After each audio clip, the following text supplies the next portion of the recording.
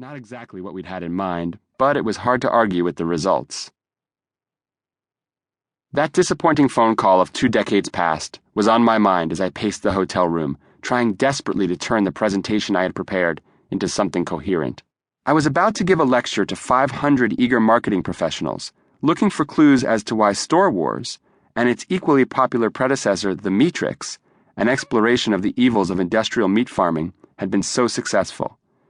These short spoof pieces were an experimental mix between entertainment and advertisement, and they had gotten the internet to deliver on its promise of explosive results for very little money. Everyone knew that free distribution and easy sharing had torn down the barriers to the media marketplace.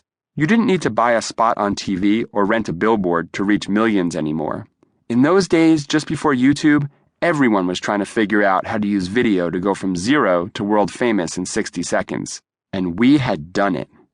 We had created a piece of internet history, twice, and I had absolutely no idea how. I pictured myself on the ballroom stage, my movies projected behind me. At 29, I figured I looked about right for the part of young online marketing guru, and then I'd open my mouth, and the words that would come out would make me sound just as I had at 8. Our ads work because they're funny. Squeak. They work because they're spoofs of movies people really like. Squeak, squeak. They're not too long? I had always done my work on feel, following my gut to whatever excited me creatively. I paid little attention to research or process, or to reflection for that matter. This way of working had served me well. Lewis and I had built a successful national creative firm focused on social change. We'd done a number of notably successful projects that pushed forward the causes of human rights, environmental protection, and socially responsible business. We just had no idea why some of our projects had become cultural phenomena while others just fizzled. And I hadn't bothered to try to figure it out before I agreed to this talk. I had just followed my gut to the edge of a cliff. I was hit with a wave of regret that every creative person I know encounters regularly.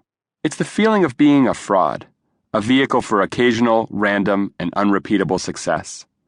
To make matters worse, I felt I had stumbled onto the wrong stage. I had never identified myself as a marketer or intended to be one.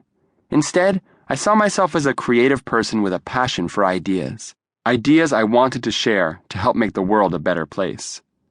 I had not yet realized that today's media landscape of unprecedented competition between ideas has made us all marketers.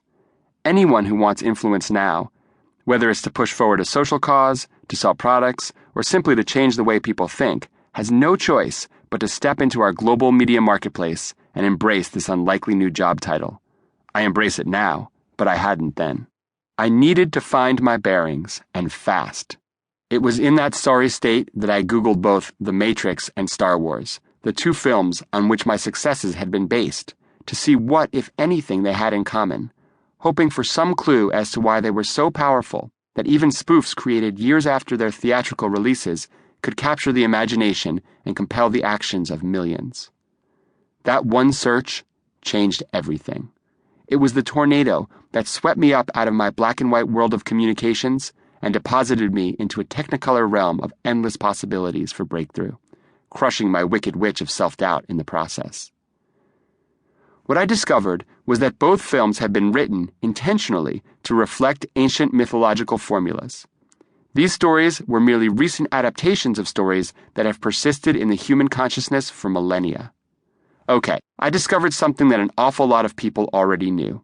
The fact that George Lucas read the work of Joseph Campbell, a giant in the field of comparative mythology, to combat writer's block while he worked on his script is a familiar bit of film lore, and the Matrix's Wachowski brothers had followed Campbell's hero's journey formula to a T. But while film critics, scholars, and storytelling enthusiasts had been well aware of the influence of myth-based narratives on cultural meaning-making, I had been in the dark. I followed my search through weird sci-fi fan sites, scholarly texts, and ancient sources themselves, where I began to grasp what myth experts had postulated. Human beings share stories to remind each other of who they are and how they should act. These tales are deeply ingrained in our DNA, and no matter where or when you were born, certain patterns of stories will influence you enormously.